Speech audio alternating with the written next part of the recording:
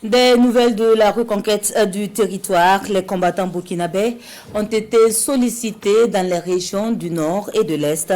Les vecteurs aériens dans la traque aux terroristes ont réussi à mettre en déroute une horde entière et déjouer des attaques. Le commentaire de Bienvenue Tonsa. Hier, 6 mai, les observations dans la zone de Waïguya ont permis de repérer des criminels venus voler du bétail à Barga et en train de fuir vers le nord.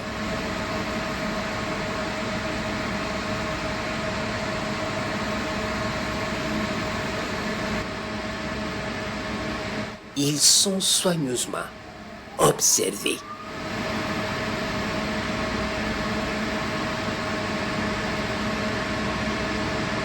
Jusqu'au moment où ils se retrouvent subitement sous les arbres par plusieurs groupes, un groupe important est immédiatement verrouillé et foudroyé.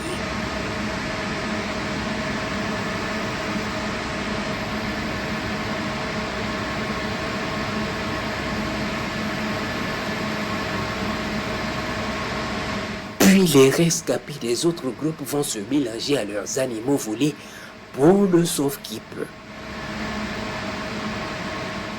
Hier, toujours, il est 18h lorsque les combattants du ciel sont alertés de deux attaques simultanées. Une à Tapoa Barrage dans la Tapoa et l'autre à Dio non loin de Waïguya.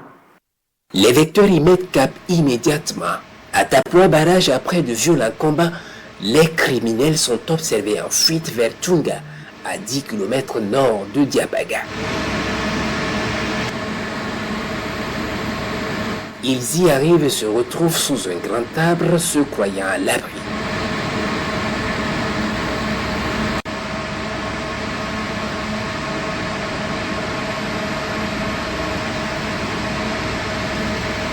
Ils y sont verrouillés et frappés avec efficacité.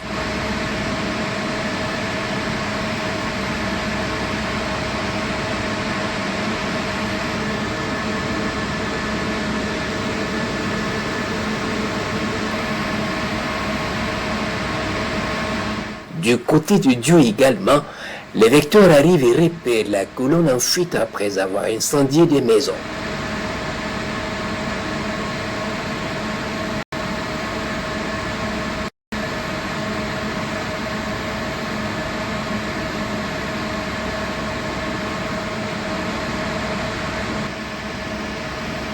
Ils filent vers le nord pour espérer s'éloigner au plus vite, mais l'attaque sera lancée contre la colonne.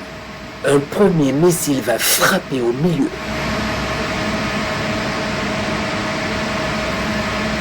Puis c'est la débandade et la course pour passer devant.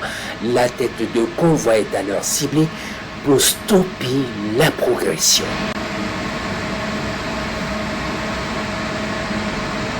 Plusieurs frappes vont s'enchaîner pour anéantir la colonne. Les opérations se poursuivent.